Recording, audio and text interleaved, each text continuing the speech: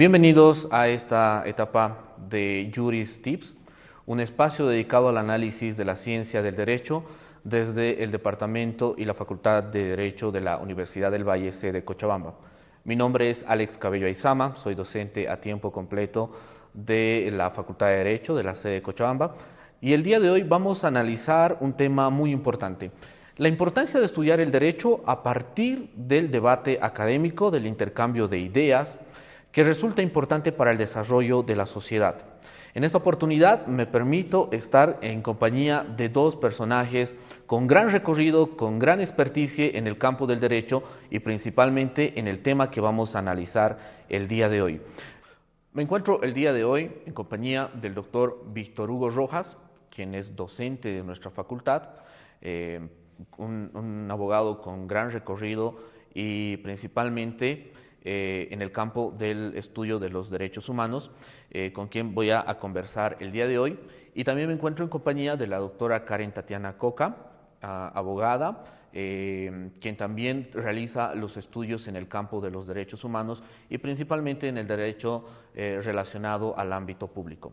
El día de hoy, estimados doctores que están en compañía, vamos a analizar un tema muy importante relacionado a lo que son los derechos humanos.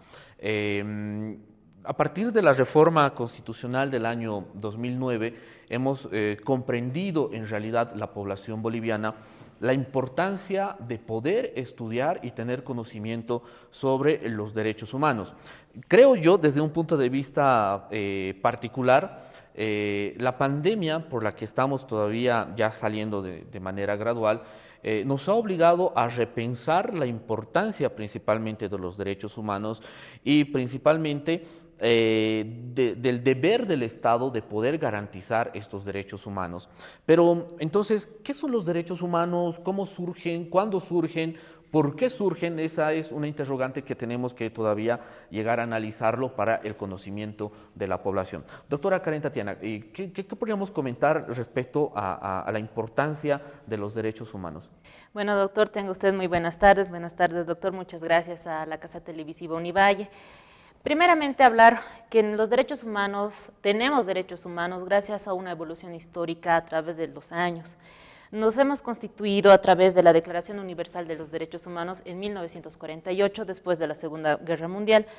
Entenderemos que esta situación es debido a los grandes ultrajes que se han ido suscitando en nuestra historia mundial. Al respecto, tenemos una clasificación de derechos humanos que se dividen en 4 generaciones. La primera generación son los derechos civiles y políticos. La segunda generación son los económicos, sociales, culturales. La tercera generación son de los pueblos, también conocidos como los de solidaridad. Y la última generación hace referencia a los derechos humanos de la ciencia y la tecnología, también conocidos como TICs.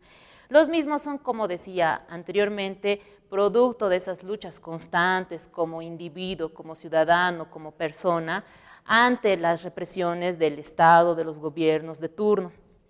Por esto tenemos plasmados todos unos 30 derechos humanos que todos los estados a nivel nacional deben cumplirlos, a nivel internacional, y respetarlos y maximizar su cumplimiento en cada una de nuestras constituciones políticas del Estado. Es importante lo que menciona la doctora porque estamos hablando de 4 dimensiones de derechos que prácticamente es una división que se ha realizado para el cumplimiento estricto por parte de los estados. Doctor Víctor Hugo Rojas, bienvenido nuevamente. ¿A qué nos referimos cuando estamos hablando de los derechos civiles, políticos, aquellos de primera generación también que son importantes? Sí, buenas tardes igual, y gracias por la invitación. De pronto, cuando hablas de derechos humanos, surge una complejidad respecto a lo que vas a entender y comprender. De hecho, esta teoría de la clasificación de los derechos humanos se lo hace un poco desde un ámbito más pedagógico, porque en realidad los derechos humanos no tienen una categorización entre unos y otros. Cuando se saca la Asamblea General de la Asamblea de Naciones Unidas promulga lo que es la Carta de Derechos Humanos, simplemente establece una línea de la búsqueda del respeto al ser humano con esa condición. Entonces, cuando hablas de los derechos de primera generación, y de hecho hay una cuestión muy interesante que surge cuando se trata del Pacto Internacional de Derechos Civiles y el Pacto Internacional de Derechos Económicos, Sociales y Culturales, hay un conflicto porque cuando firmamos la Carta de Derechos Humanos no nos hemos puesto de acuerdo exactamente sobre qué queríamos. Entonces, la impulsora en ese momento de lo que era el tema de los derechos humanos, bueno, al final quedó en que, bueno, los estados que ahora participan de Naciones Unidas vean cómo dividen y cómo trabajan. Y de hecho se trabaja al mismo tiempo, estos dos pactos, e incluso se aprueban casi al mismo tiempo, su vigencia es casi igual al mismo tiempo. Pero responde ¿a qué? A dos ideas, a dos miradas de lo que deberían ser los derechos.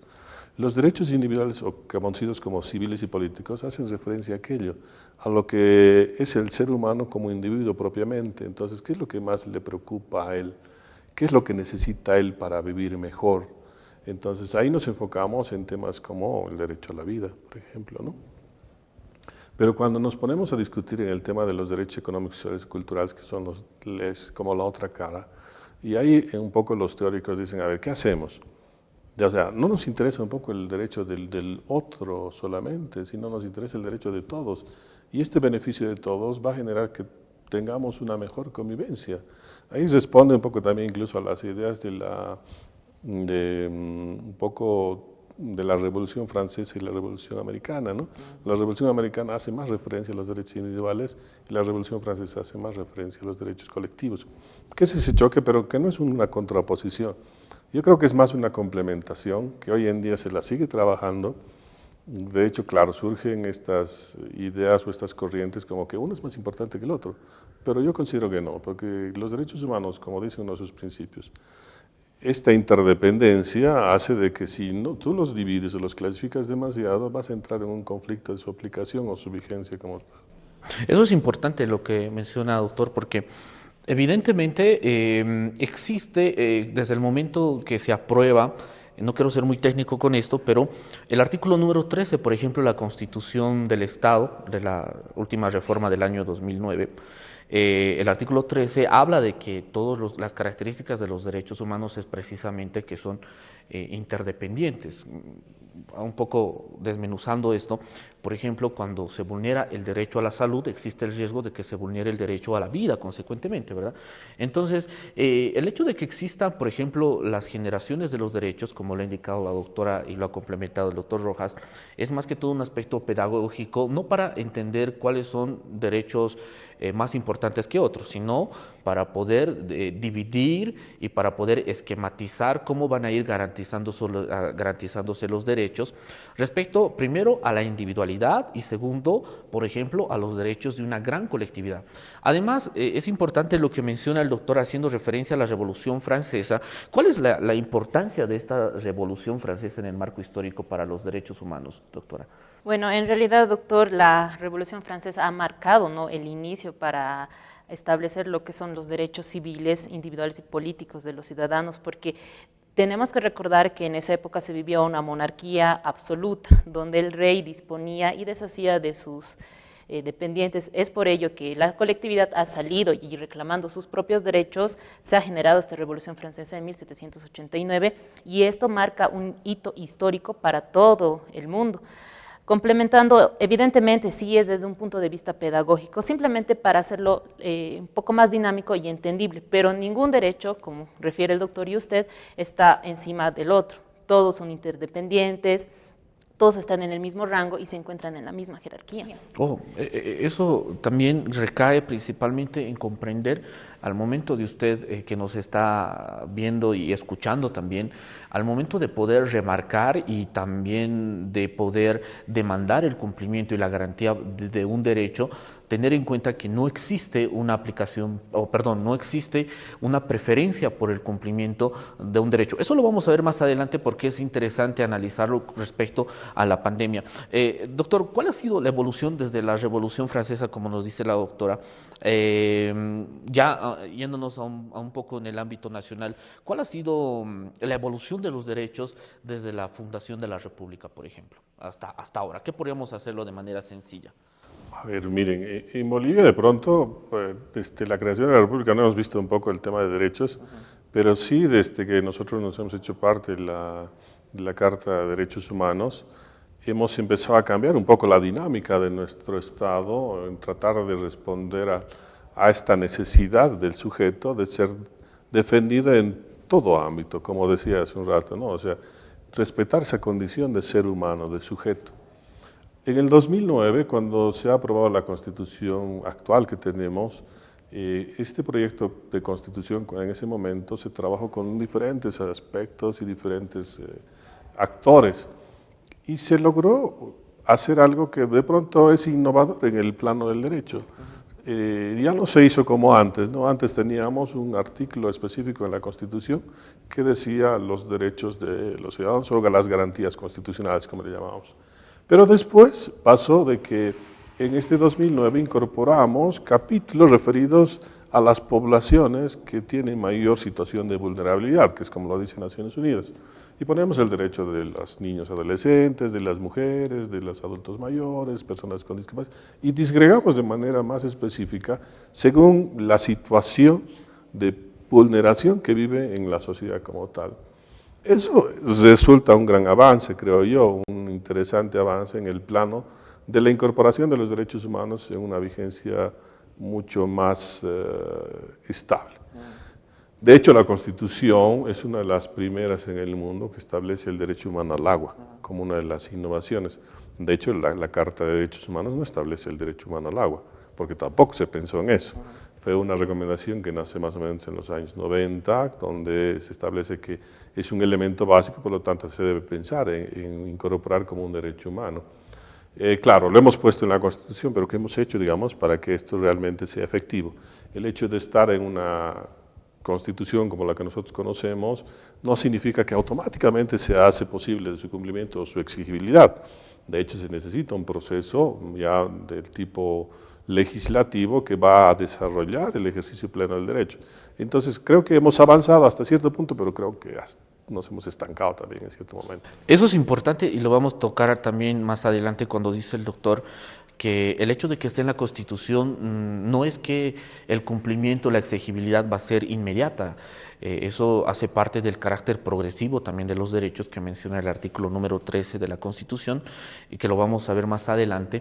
Pero es importante también para las personas que nos están viendo y escuchando poder conceptualizar qué es una Constitución. Cuando nosotros hablamos sobre Constitución nos estamos refiriendo precisamente a ese pacto social que nosotros convergemos, nos ponemos de acuerdo en una asamblea constituyente para poder dar nuestras aspiraciones del modelo de Estado que queremos.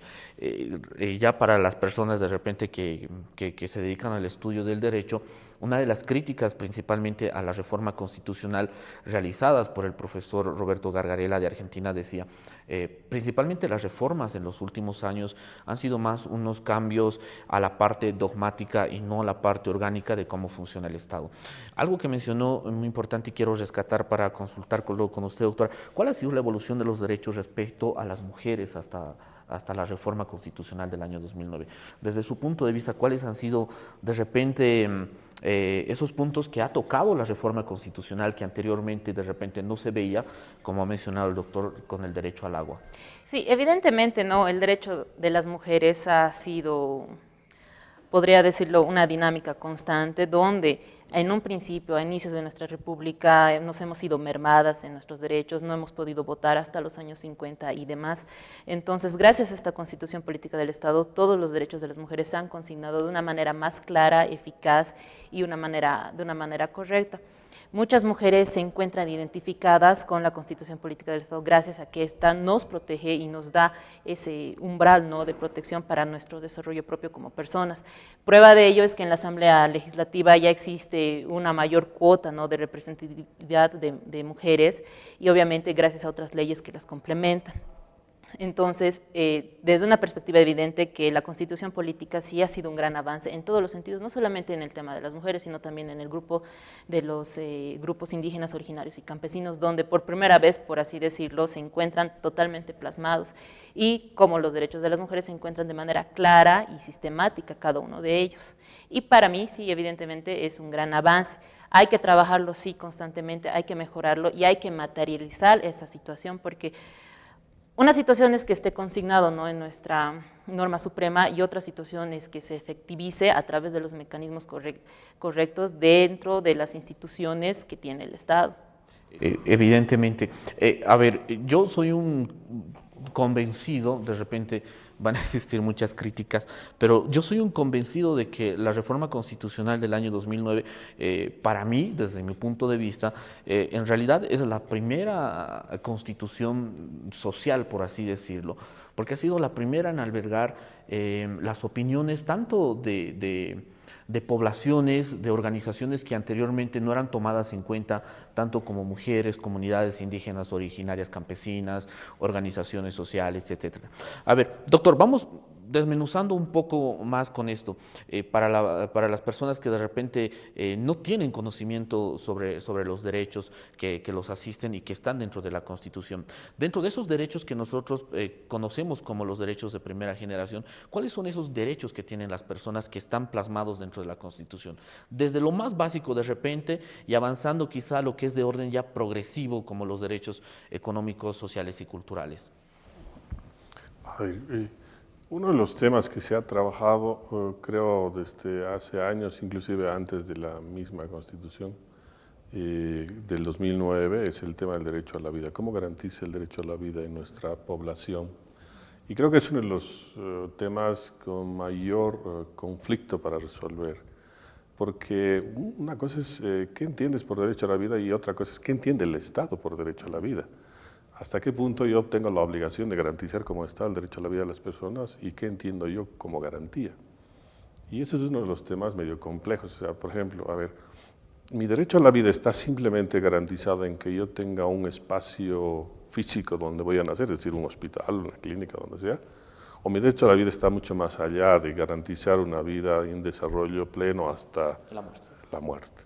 Entonces, el Estado en realidad se ha concentrado en ciertos momentos para nosotros, digámosle así, en decir, me preocupo más por darle un hospital, ¿no? Y eso es un tema igual bien complejo que va de manera transversal, por ejemplo, cuando ves el tema, como decía la doctora, en derechos de las mujeres o en derechos de los pueblos indígenas. ¿Cómo ha trabajado el Estado para garantizar el derecho a la vida desde esas poblaciones? ¿Cómo garantiza el derecho a la vida de las mujeres? Entonces, ¿el Estado qué ha hecho en ese plano? Un poco nada, digamos, ¿no? O sea, sí lo tenemos ahí, lo tenemos bien inscrito en la Constitución, pero se ha cambiado un poco la situación. Es decir, claro, hay ciertas políticas públicas que se han implementado que tienden a reducir los índices de mortalidad materno-infantil, pero está solamente en ese indicador, es decir, en bajar la cantidad de personas que mueren o en darle una calidad de vida mucho mejor de la que tienen. Entonces, ese es creo, uno de los retos que se trabajan o que de pronto no se ha logrado ni resolver desde hace mucho tiempo. Hemos tenido un plan nacional de derechos humanos, o tenemos una política pública de derechos humanos, pero entonces, ¿cuánto avanzamos? La Constitución ya ha reconocido los derechos como los más importantes. De hecho, hay muchos que han escrito sobre que es la Constitución con mayor cantidad de derechos humanos en el mundo, pero cambió realmente la situación del boliviano, o sea, hemos transformado, ya somos más de 10 años que tenemos vigencia de la Constitución. Eso es importante porque en 2009 se promulga la Constitución Política del Estado, pasamos el 2019, luego la pandemia, pero nadie se ha ocupado de realizar un balance, ¿verdad?, de qué es lo que se ha consolidado, porque recordemos que la Constitución, al ser un pacto donde la población expresa su sentimiento y su aspiración como Estado en el 2009, ¿cuánto ha avanzado respecto al 2019 durante 10 años y no se ha realizado? Algo que usted mencionaba era qué es lo que entiende el Estado respecto a la garantía de derechos, porque las condiciones de vida entre hombre y mujer no son iguales tampoco, ¿verdad? Algo que rescato, por ejemplo, la Constitución, el artículo 15 habla precisamente sobre una vida libre de violencia y lo especifica de manera objetiva, una vida libre de violencia en especial a las mujeres, pero ¿qué es lo que el Estado ha hecho hasta este momento para garantizar esa situación también, ¿no? Claro, o sea, de pronto el Estado desde hace años ha intentado buscar resolver la problemática de la violencia hacia la mujer. La ley 1678 ha tratado de eliminar aquella, pero después aparece la 348 porque de pronto el Estado se ha visto, digámosle así, en términos más comunes, en figurillas, frente a la comunidad internacional de ver cómo ha cambiado la situación de la mujer con referencia a la violencia. Entonces, la ley 348 ha dado un giro totalmente a lo que decía la anterior ley, que es la 1678, porque ha trabajado ya en un aspecto de prevención y de atención al problema. Entonces, es decir, ha tratado de buscar una construcción de una sociedad consciente del problema de la violencia, pero que no se ha logrado tampoco hacer gran cosa. Ya tenemos la vigencia de la ley 348, ya son bastantes años, que en términos para medir, digamos, resultados ya serían suficientes. Sí. Entonces, de hecho, ahora incluso está trabajando en un proceso de cambio de esta normativa porque no habría resuelto la problemática.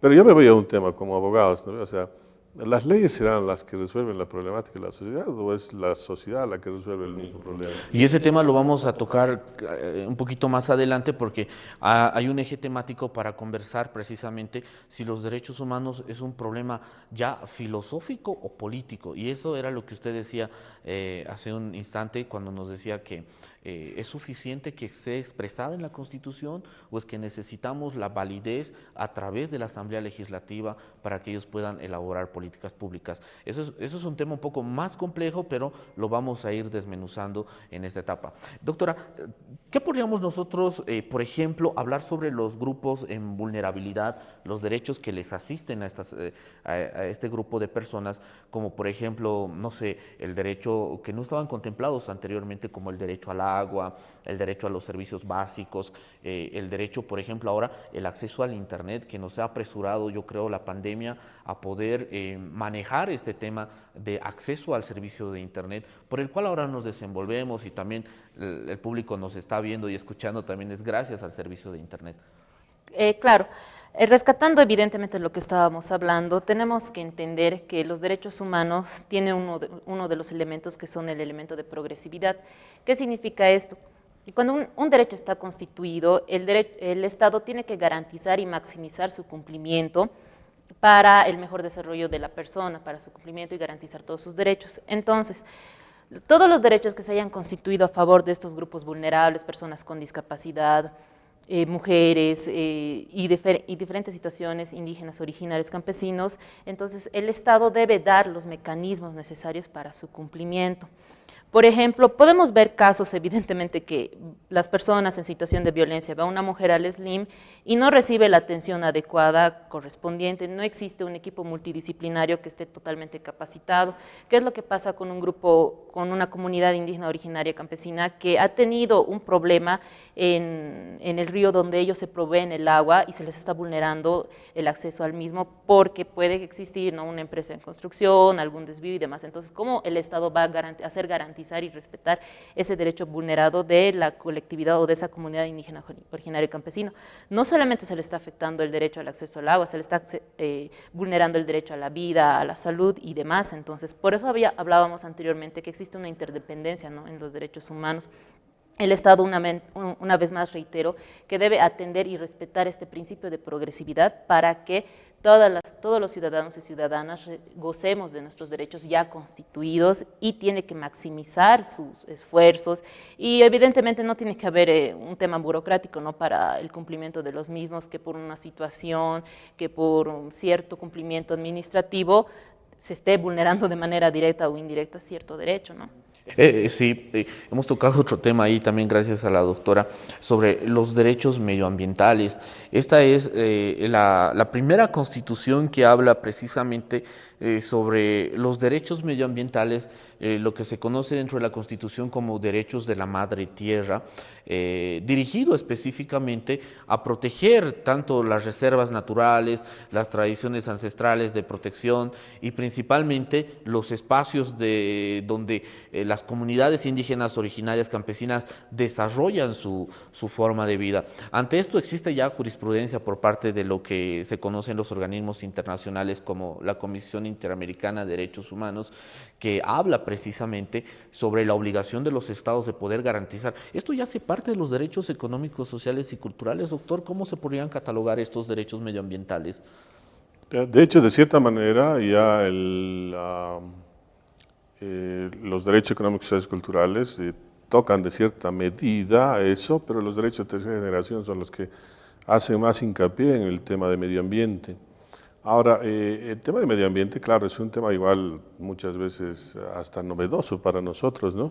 Si ustedes revisan cómo nos ha ido en el plano de construcción de lo que es el derecho agroambiental o lo que antes se conocía como el derecho agrario, es es muy poco. Hemos incorporado en el 52 esa idea de trabajar un tema del derecho agrario, pero no se ha avanzado más hasta que hace, qué sé yo, 10 años hablando. Entonces el medio ambiente para nosotros es una cuestión medio compleja. De hecho, hasta la sociedad tiene como un doble discurso, ¿no? O sea, reclamamos por el tema de la protección del medio ambiente y muchas otras cosas, pero al mismo tiempo somos los mismos actores que contaminamos y que creamos procesos que van dañando el medio ambiente. Entonces, creo que lo que decía hace un rato es importante retomar en el tema de derechos humanos. Cuando nosotros hablamos de derechos humanos hay que tomar en cuenta una cuestión muy principal. ¿Cuánto considero yo la importancia de los derechos humanos? O sea, ¿cuánto me siento comprometido con aquello para también exigir el cumplimiento de aquello? En ese sentido, volveríamos a lo que usted nos planteaba hace un momento y decir, ¿qué es lo que en realidad hace falta? Si que esté plasmado en la norma o que la ciudadanía cambie de pensamiento, ¿verdad? O sea, es más tema de las personas, nosotros como personas dentro del hogar, dentro de nuestra sociedad, o es que necesitamos específicamente que esté en una norma, ¿verdad? Entonces, ¿cómo podríamos abordar esa discusión? ¿Es más un conflicto personal? Yo creo que el tema de derechos humanos, bueno, es parte de mi teoría, ¿no? Nosotros hemos empezado a hablar de derechos humanos no desde el 48. No. Hemos empezado a hablar desde el momento de la dictadura en nuestro país. El tema del discurso de los derechos humanos ha hecho muy fuerte en la década de los 70 y los 80, pero con una mirada desde un punto de vista de lucha, de clases y algo así, vinculado a ciertos grupos dirigenciales de ese momento, que de pronto han hecho bastante por esa situación que se vivía en el plano del Estado. Pero de ahí como que se ha diluido. Y en la década de los 90, si usted revisa, no hemos tenido gran cosa en tema de derechos humanos. O sea, como nos hemos olvidado, es algo que nos sirvió en la década de dictadura, pero ya, bueno, pasó y no nos interesó. Después, en el 2000, empezamos nuevamente, a partir de ciertas instituciones, a trabajar en aquello. De hecho, el Defensor del Pueblo, cuando se incorpora en el 94 en la Constitución, no tiene todavía gran participación o gran cambio social, sino más casi hasta finales del 2000, cuando empieza a poner el discurso en la lucha y los conflictos que surgen en ese momento. Entonces, ¿serán importantes los derechos humanos solo en época de dictadura o serán importantes los derechos humanos para una vida tranquila, en sociedad? Y algo creo que también nos complica a nosotros como bolivianos. Como no hemos terminado de entender qué son los derechos humanos, peor así nos complica poder ejercerlos o por lo menos reclamarlos. Entonces, ¿qué hacemos con aquello? ¿Cómo trabajamos? ¿Cómo generamos que la gente asuma un compromiso con los derechos humanos? ¿Solo a partir de que tengo un conflicto o a partir de que veo que el otro tiene un conflicto y yo coadyuvo en que ese ya no viva en esa situación de conflicto? Entonces, es una cuestión medio compleja y a la vez también un poco de asumir ciertos roles de educación para una convivencia más armónica en sociedad. Creo que nos hemos olvidado algo muy importante de este compromiso social, como decía usted, que vivimos, ¿no? Que es la tolerancia. O sea, el hecho de empezar a darnos cuenta de que es importante lo que piense el otro, por muy distinto que sea lo que yo piense, eso es lo que ayuda a una sociedad. No tanto el pensar que el otro tiene que ser igual como yo, y si piensa diferente que yo, entonces no sirve para mi sociedad. Sí, como diría el viejo pensamiento que dice, no estoy de acuerdo con lo que tú piensas u opinas, pero daría hasta mi vida por defenderlo para que seas escuchado, ¿verdad? Entonces, más es una cuestión de empatía. A ver, vamos ya a un punto de finalizar y vamos con algo muy importante. ¿Cuál ha sido, y para que los dos podamos compartir, bueno, los tres podamos compartir esto, cuál ha sido el efecto que ha causado la pandemia del COVID-19 respecto a los derechos humanos de manera global y en nuestra sociedad? A mí me sorprendía bastante, y les digo a los dos que están acá, la resolución 01 de la Comisión Interamericana de Derechos Humanos, que salió precisamente en el mes de marzo, cuando los países iban confinándose de manera progresiva, la CIDH se preocupaba y decía, lamentablemente los estados tienen que hacer un esfuerzo. ¿Por qué?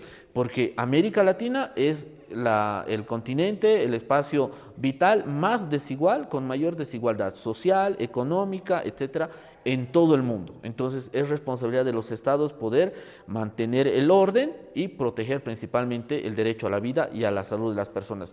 Pero respecto a los derechos humanos, no sé si nos afectó, cómo es que ha influenciado el COVID-19 dentro del marco de los derechos humanos en América Latina y en Bolivia principalmente? Bueno, en realidad hemos vivido cada uno de los bolivianos se nos han mermado muchos derechos humanos, en realidad nos hemos visto conflictuados entre lo que es un derecho, para plasmarlo, el derecho de la salud desde un punto de vista colectivo, sobre lo que son nuestras propias necesidades y nuestros derechos humanos como personas. Hemos sido mermados también en el tema del derecho a laborar, a la locomoción y demás, y la alimentación. Ha habido una afectación evidentemente muy directa a todo ciudadano boliviano y de manera general en el mundo, porque se ha visto limitado en muchas situaciones gracias al COVID-19. Evidentemente no ha sido de control, no ha sido una situación que ningún Estado ha podido prever, pero para eso el Estado debía haber respondido con las mayores respuestas rápidas y eficaces, ¿no? Una respuesta más o menos atinada podría decirse el tema de los bonos que el gobierno nacional ha podido facilitar a los bolivianos, especialmente a los grupos vulnerables, mujeres y demás, pero ha habido totalmente una confusión, ¿no? Al momento de aplicarlos y hacer cumplir ciertas condiciones, es decir, cierta persona no recibía este bono por cierta condición o porque ya tenía cantidad de hijos y demás. Ha habido ese cruce de información que al final igual muchas personas no han terminado recibiendo el mismo, es decir, esa respuesta inmediata de ayuda, pero al final estamos evidenciando todavía que gracias a esta problemática por el COVID-19 muchas personas han quedado sin sus fuentes laborales, muchas empresas han cerrado debido a que se ha cortado, ¿no?, ese contacto social constante, es decir, del trabajo, es decir, de la locomoción, y por ende estas empresas han sido afectadas de manera directa, ¿no?, en el tema económico, y el humano, el ciudadano trabajador, se ha visto afectado y no ha podido continuar en su fuente laboral. ¿Y qué es lo que ha hecho? Ha tenido que salir una fuente informal, ¿no?, para seguir percibiendo algún beneficio económico, pero ante esta situación, de nuevo, ¿qué es lo que ha hecho el Estado? Sabiendo que ha habido un crecimiento, ¿no?, de la informalidad en este aspecto. Entonces hay una afectación totalmente directa, donde tal vez los números que nos demuestra el gobierno nacional no sean un reflejo real de nuestra realidad, porque salimos a las calles y vemos a las personas con mucha necesidad y obvio es una afectación directa a sus derechos humanos. Una vez más el Estado ha fallado en su sentido paternalista, ¿no?, de protección hacia el ciudadano o la ciudadana, y donde uno tiene que velar y tratar de hacer respetar sus mismos derechos de la mejor manera posible. Hemos retrocedido, hemos adelantado. ¿Cómo estamos en situación de derechos dentro de lo que es la pandemia y pospandemia también? ¿A qué nos ha obligado la pandemia? A ver, una cosa bien interesante, y es desde mi punto de vista igual, yo creo que la pandemia ha servido para repensar qué entendemos por derechos humanos, porque creo que por más de 70 años habíamos teorizado demasiado y no habíamos asentado esto que en un momento determinado en el 48 quisimos hacer. De hecho, yo me acuerdo bien uno de los discursos que dio la señora Angela Merkel en un espacio público. Ella decía, a ver, un ratito, hay que pensar un poco sobre los derechos humanos, siendo Alemania uno de los países más promotores de aquello. Y dice, ¿por qué ella? Porque miren, nos hemos dado cuenta que ciertos derechos a veces terminan afectando en sobremanera a otros. Ella hacía referencia justamente al derecho a la libertad de expresión. Y decía, este es un derecho que realmente hay que repensarlo en estas situaciones como la pandemia. ¿Por qué? Porque lamentablemente por esta posibilidad que tienen las personas de ejercer ese derecho a la libertad de expresión, se ha hecho posible que se difundan noticias falsas o noticias referidas a los procesos de vacunación o al proceso de la pandemia misma y otras situaciones que han generado una confusión social. Entonces ella decía, es importante empezar a repensar qué es lo que queremos de aquí para adelante, o sea, después de la pandemia, qué debemos entender por derechos humanos y qué debería ser primordial. Entonces, me parece una partida, es un momento interesante para repensar si realmente estamos haciendo bien con los derechos humanos, no en el sentido de que nos hemos equivocado, sino en el sentido de un poco autoevaluar si los estados, como decía la doctora, por ejemplo, han logrado responder a esa obligación que en algún momento determinado ya la habían hecho como normal. O sea, yo respondo a todo, yo doy todo, yo soy, como decía la doctora, el estado paternalista, ¿no? Donde mis ciudadanos no tienen queja de nada. Pero no, hemos visto que a pesar de tener todo, igual no logro responder a las necesidades primordiales en una situación como la que hemos vivido. Entonces, el tema de la salud, no solo atender, yo tengo una percepción muy crítica en este momento. Hemos atendido sí a las personas que han sufrido producto del COVID, pero ¿qué hemos hecho por las personas que sufren otro tipo de patologías? O sea, los médicos estaban más atentos a los que tenían COVID. Pero ¿qué estaban con las personas que tenían cáncer, que tenían, qué sé yo, otras enfermedades como los enfermos renales? ¿Qué hemos hecho por ellos? O sea, nos hemos preocupado por salvar a unos y hemos terminado perdiendo a otros, creo yo. Y esas son las cifras que no se ponen. O sea, el Estado no te va a poner a decir cuántos han muerto por estas patologías, porque no han sido atendidos, porque el Estado no ha sido capaz de responder,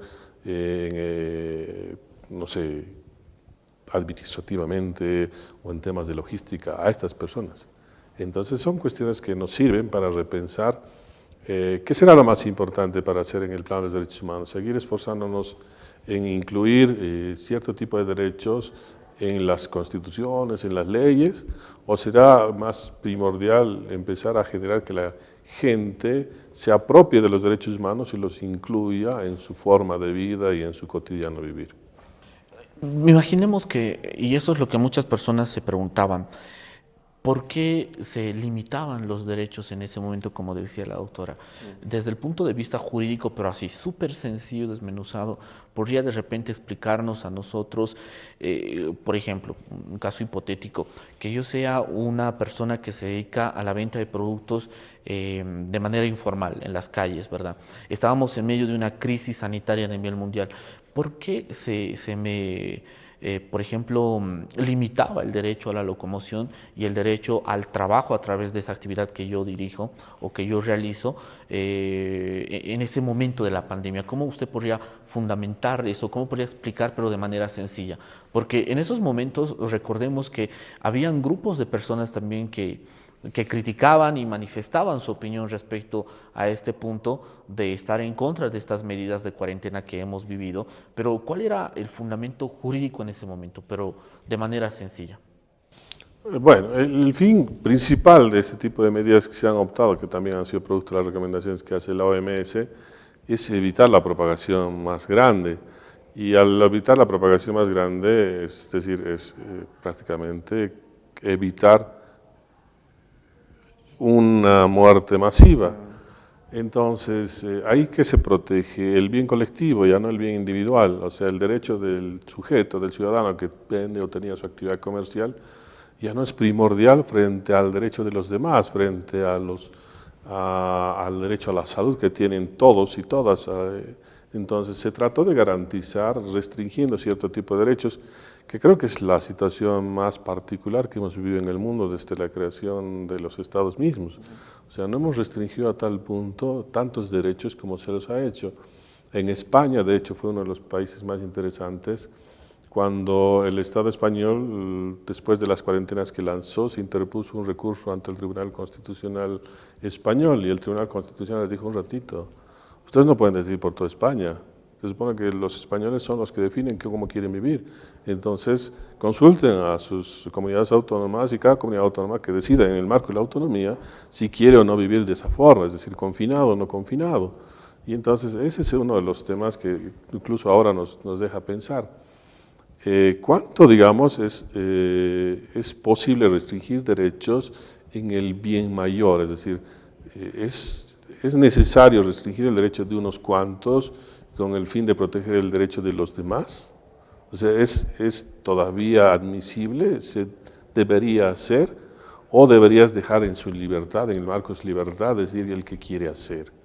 O sea, el Estado tiene tal potestad sobre el ciudadano de definir qué o no puede hacer, y ahí nos vamos a una discusión en el tema de los derechos humanos. En ese sentido, el Estado, después de esta lección que nos ha dejado el COVID-19, tendría que ya prepararse a futuro en el caso de que vuelva a suceder, ¿verdad? Bien, vamos ya culminando y vamos a retomar el punto que usted nos había dejado, doctor, referente a si el cumplimiento de los derechos humanos, su tarea, su implementación, su garantía, como puede entenderse, actualmente pasa por un conflicto filosófico, político. Hemos abordado hace un momento atrás y decíamos que es más una cuestión incluso de empatía de la población, pero tampoco tenemos que olvidar que precisamente a todas las personas les asisten principalmente los derechos humanos. Pero ya, ahora, 2022, 2023, ¿cuál es la situación? ¿Es un conflicto más filosófico de fundamentarlo? ¿Es un conflicto político? ¿Cuál es la opinión que merece este punto? Bueno, para finalizar, estimados doctores, evidentemente ya no es un problema filosófico porque tenemos una desmunización, un detalle, de cada derecho humano, cómo es, desde qué dimensión se le puede estudiar, desde qué clasificación individual, colectiva, por generación. Eso lo tenemos muy claro. Este tema es un tema más político, tiene que ser una agenda política que tiene que venir desde el Estado, desde los altos mandos, para que a través de sus ministerios lo materialicen. Es decir, podemos empezar desde los más pequeños, a través del Ministerio de Educación, con una política muy estricta, ¿no?, de educación de derechos humanos, una materia que incluso se podría, ¿no?, soñando, hablando, idealizando, que sea una materia específica para aprobación de los cursos. ¿Para qué? Para que nuestros niños, nuestras nuevas generaciones ya crezcan con esta idea. Y obviamente no es que se va a materializar de golpe, pero sí va a apaciguar esta situación de vulneración de derechos humanos. Ya no vamos a pensar en situaciones de violencia, van a existir mayores hombres de paz, mujeres de paz. Entonces, esto se materializa a través de la educación. Por eso decía que viene desde un tema de una agenda política que lo institucionalice y los ministerios lo divulguen y lo apliquen en todos sus estratos sociales y demás, y en todas las instituciones que existen. Con esto podemos tener mejores resultados, y ahí sí rescataríamos todo lo que hemos estado hablando con el doctor. Evidentemente ya vendría a ser un tema personal, que yo como persona, como ciudadana, voy a respetar el derecho humano de mi compañero, y si veo una vulneración voy a reaccionar, no voy a esperar necesariamente que un funcionario público o un funcionario policial lo denuncie y lo vea, no, sino simplemente yo voy a cualquier instancia y hago respetar ese derecho humano, ya sea ante las instancias correspondientes, Ministerio Público, Policía, o dentro de una institución administrativa, pública y demás. Entonces, tiene que partir desde esa línea. Tenemos esta situación y pienso que evidentemente va a haber una mejor sociedad en común, ¿no? Ese pensamiento me recordó a tres profesores, uno precisamente el profesor Norberto Bobbio, que yo al finalizar voy a dar mi punto de vista, y uno que es importante en el marco del derecho penal, referente a la teoría de la prevención como política criminal. Doctor, ¿cuál sería su punto de vista? A ver, vamos viendo, ¿es un problema filosófico, político? ¿Cómo asumimos este reto de los derechos humanos? A ver, mire, para mí particularmente aquí en Bolivia y en América Latina hemos politizado demasiado el tema de los derechos humanos. Es exageradamente político, o sea, prácticamente es como que si hemos definido qué tipo de actor político es pro y es en contra de los derechos humanos. Eso hace de que la sociedad malinterprete y malentienda el fin principal de los derechos humanos. De hecho, en nuestro país hasta ahora seguimos con ese debate, ¿no? O sea, conflictos que suceden y se realizan en nuestro país normalmente tienden a ser catalogados en pro o en contra de los derechos humanos. Por ejemplo, voy a bloquear. El bloquear, dependiendo de qué tipo de actor sea yo o qué tipo de situación estoy reclamando yo, puede convertirse en una situación en contra de los derechos humanos, pero si yo soy también el actor principal, puede convertirse como un ejercicio pleno de mi derecho humano, que es el derecho a disentir, el derecho a reclamar. Entonces, aquí nos hemos confundido demasiado, y claro, nuestros actores políticos de hecho contribuyen en demasía en aquello. Entonces, sí, de pronto es empezar a trabajar en cuestiones de que el ciudadano comience a apropiarse sobre lo que son los derechos humanos y empiece a conocer y a entender para qué le sirven. Claro, es decir, sí, Bruno, la educación en el plano de nuestro país ha ido trabajando de manera transversal el tema de derechos humanos. Si ustedes revisan parte de las currículas educativas, tienen ciertas temáticas en materia de derechos humanos, pero hasta ahora sigue convirtiéndose en algo más como que debo de aprender y no debo de hacer propio o debo convertirlo en algo que me interesa. Entonces, creo que tenemos una gran diferencia entre lo que entendemos nosotros como derechos humanos en América Latina o lo que entienden los europeos o lo que entienden en otra parte del mundo, ¿no? Nosotros hemos perdido, digamos, esa visión de la importancia para mí y el efecto que causa en ese bienestar hacia los demás.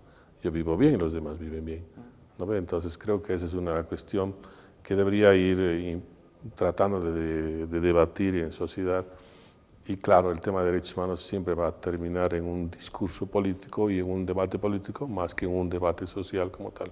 Bueno, ya terminando, desde mi punto de vista, principalmente es importante poder abordar esta discusión respecto a los derechos humanos porque son derechos que asisten a todas las personas.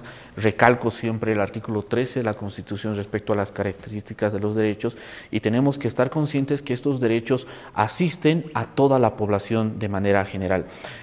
Para los abogados, estudiantes de derecho que de repente nos siguen, un libro muy recomendado en este aspecto es el libro de Norberto Bobbio, El tiempo de los derechos, en el cual en el año 1965 él había dado un discurso en medio de un congreso que después fue incorporado a este libro, en el que especificaba que precisamente el conflicto de los derechos humanos hasta ese año ya no era tanto un conflicto netamente filosófico, como decía la doctora Karen, como decía el doctor Rojas, ya no es un tema tanto de fundamentarlo. ¿Por qué? Porque desde 1948 nosotros entendemos cuáles son los derechos que nos asisten y cuáles son los deberes del Estado para garantizar esos derechos. Pero, como decía el doctor Rojas hace un momento atrás, ¿qué es lo que va a obligar al Estado a garantizar ese derecho precisamente? Si más leyes, si incorporamos más derechos a la Constitución o si finalmente la incorporación y creación de políticas públicas que vayan a garantizar esos derechos que nosotros estamos buscando, no simplemente para nosotros, sino para la colectividad, como el tema del derecho al medio ambiente. Para despedirnos, doctora, tal vez unas palabras para las personas que nos están siguiendo a través de redes sociales, a través del podcast, a través de Univalle Televisión también, unas palabras finales ya para culminar respecto al tema que hemos abordado el día de hoy. Bueno, las últimas palabras, referirles que se empapen de sus derechos humanos, se empapen del conocimiento y hagan respetar los mismos ante cualquier instancia posible. Ustedes son capaces de hacerlos respetar en cualquier circunstancia de su vida, desde el ámbito educativo, desde un colegio hasta lo que es una institución pública. Por ende, tenemos que leerlos y conocerlos a mayor detalle. Muchas gracias, doctora. Doctor Rojas, tal vez unas últimas palabras para despedir ya este segmento. Sí, bueno, gracias. A ver, una cosa bien importante también es para mí, creo yo, cuando hablamos de buscar el cumplimiento de los derechos humanos, creo que también, sí, bien, yo conozco, pero también tengo que respetar los derechos de los otros. Entonces, mientras no respete los derechos de los otros, mal podría exigir que se cumplan mis derechos. Entonces, es importante que nosotros asumamos ese compromiso. Ayúdeme a terminar. ¿Los derechos empiezan y terminan cuándo? ¿Cómo dice el viejo adagio que nosotros manejamos en derecho? ¿Cuáles son los límites de los derechos individuales? Cuando empieza el del otro, ¿verdad? Entonces, eso es muy importante. Sí. ¿Algo más, mi estimado doctor? No, eso es todo. Muchas gracias, doctor, por la invitación. El día de hoy hemos estado junto a la doctora Karen Tatiana Coca, experta en materia de derechos humanos, especializada en derecho internacional, y nuestro docente de la Universidad Privada del Valle, el doctor Rojas, que nos ha acompañado también el día de hoy. Esto es un espacio dirigido específicamente para ustedes, para abordar temas coyunturales en el campo del derecho. JurisTips es un espacio de la Universidad Privada del Valle dedicado principalmente a la interacción y principalmente al diálogo precisamente del ámbito académico del derecho. Muchas gracias por acompañarnos el día de hoy.